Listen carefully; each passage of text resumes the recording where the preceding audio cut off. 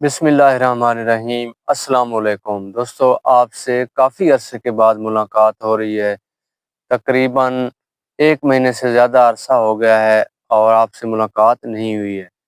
تو یہ جو آپ ٹینٹ دیکھ رہے ہیں نا، یہ ٹینٹ یہ اصل میں عمرہ کرنے کے لیے گیا ہوا تھا۔ کچھ ساتھیوں کو پتہ ہے، دوستوں کو پتہ ہے، اور جن کو نہیں پتہ ان کو بھی بتا دوں، عمرہ کرنے کے لیے گیا ہوا تھا۔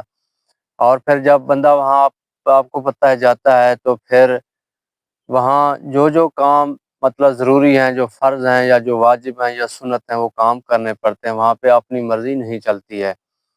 تو اس میں جو ہے نا، عمرہ یا حج کے دوران یہ جو بالوں کا کٹانا ہے یا سر کو گنجا کرانا یا ٹینڈ کرانا، یہ بھی اس میں شامل ہے، سمجھو ایک واجب ہے۔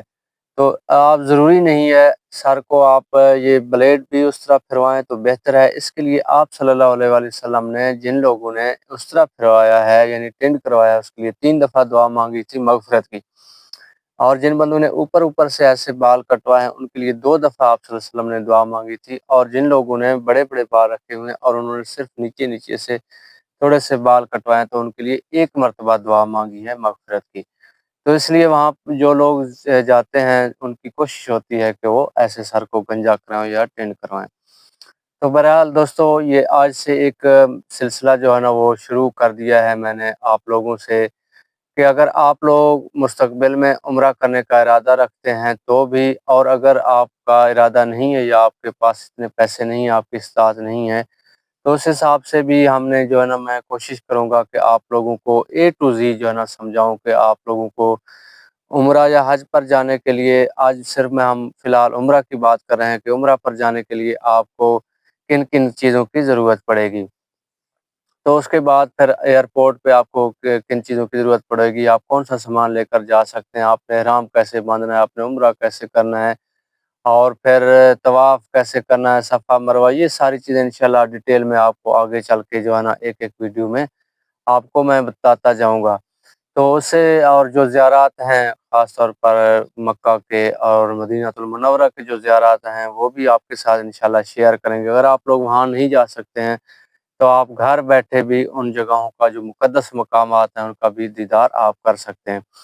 تو آج کی ویڈیو میں ہم بات کریں گے کہ اگر آپ نے عمرہ کے لیے اپلائی کیا ہوا ہے تو آپ کے ایئرپورٹ پر جانے سے پہلے آپ کے پاس کون کون سے ڈاکومنٹس ہونے ضروری ہیں۔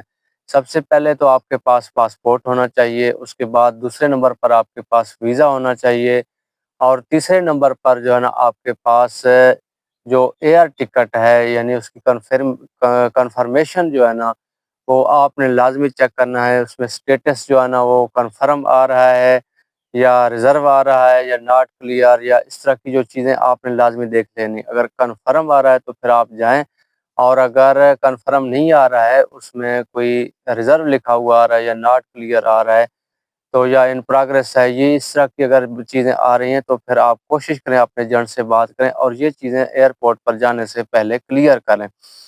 البتہ شناختی کارڈ کی ضرورت نہیں پڑتی ہے، نہ ہی آپ سے کوئی شناختی کارڈ کے بارے میں پوچھے گا۔ بہتر ہے کہ آپ اپنا اصل جو شناختی کارڈ ہے وہ بھی اپنے ساتھ رکھیں، اور اپنے ویزا، اپنے پاسپورٹ، اپنے جو کنفرمیشن ہے، یعنی سٹیٹس جو ایئر پلین کا، جہاز کا، اس کی آپ نے ایک ایک دو کاپیاں کرا لینی ہے۔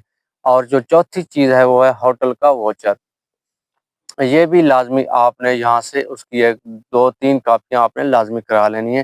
اور اگر ہو سکے تو ایئرپورٹ پر جانے سے پہلے، یعنی کہ روانگی سے پہلے 2 3 دن پہلے آپ واچر بھی لے لیں، اور اس سے جو ہے نا اپنے ایجنٹ سے، اور واچر کے اوپر جو ہوٹل کا نام لکھا ہوا ہے مکہ میں یا مدینہ میں، اس نمبر پر آپ کال کریں اور ان سے کنفرم کر لیں کہ واقعی اس نام کا ہوٹل ہے یا نہیں ہے، یہ نمبر صحیح ہے یا نہیں ہے، تو بہتر ہوگا، ورنہ آگے چل کر پھر آپ کو ہو سکتا ہے پریشانی کا آپ کو سامنا کرنا پڑے۔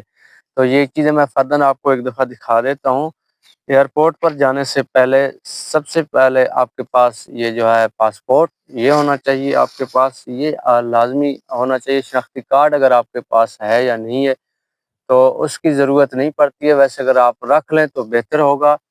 پاسپورٹ کے بعد جو نیکسٹ ہے، یعنی کہ اس کی فوٹو کاپی ہے، پاسپورٹ کی جو ہے نا فوٹو کاپی۔ تھوڑی تیز ہوا چل رہی ہے، اس لیے آپ لوگوں نے محسوس نہیں کرنا، آپ دیکھ رہے ہیں کہ میں کہاں پہ بیٹھا ہوا ہوں، اور پاسپورٹ کی کاپی ہے۔ اسی طرح جو ویزا ہے، یہ ویزا اس کے اوپر اس طرح کا پیج ہوتا ہے، ابھی میں آپ کے ساتھ یہاں پہ شیئر نہیں کر رہا ہوں، ویسے آپ کو فردن دکھا رہا ہوں۔ یہ جو ویزا ہے یہ آپ کے پاس ہونا چاہیے، آپ کے موبائل میں وہ بھیجیں گے تو آپ اس کی کاپی نکال لیں، وہ بھی مسئلہ نہیں ہے۔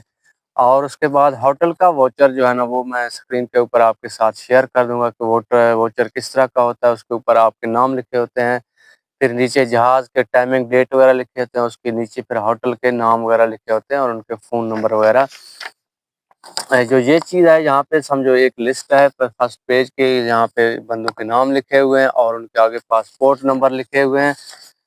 یہ آپ کے پاس ہونا چاہیے ایئرپورٹ پر جانے سے پہلے۔ اور اس کے بعد یہاں پہ آپ دیکھیں تو ملتان ٹو جدہ، یعنی کہ یہ ایئر کا ہے، لکھا ہوا ہے ٹکٹ آپ نے کب جانا ہے، 1 فروری کو ہم نے جانا تھا، وہ لکھا ہوا ہے۔ ٹائم کیا ہے، 4:50 ہے، اور ارائیو 8:10، اور جو ٹائم ڈیوریشن ہے وہ 5 گھنٹے 20 منٹ کا ہے۔ اور یہاں پہ سٹیٹس آپ دیکھیں تو یہاں پہ آپ کو یہ میں دکھا دوں، سٹیٹس آپ کو یہاں پہ کنفرمڈ لکھا ہوا نظر آ رہا ہوگا سٹیٹس، تو یہ چیز آپ نے لازمی چیک کر لینی ہے۔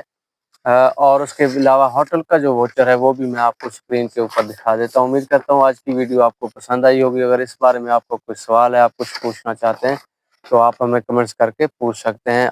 ملتے ہیں ایک اور ویڈیو میں، تب تک کے لیے اپنا خیال رکھیے گا۔ اللہ حافظ۔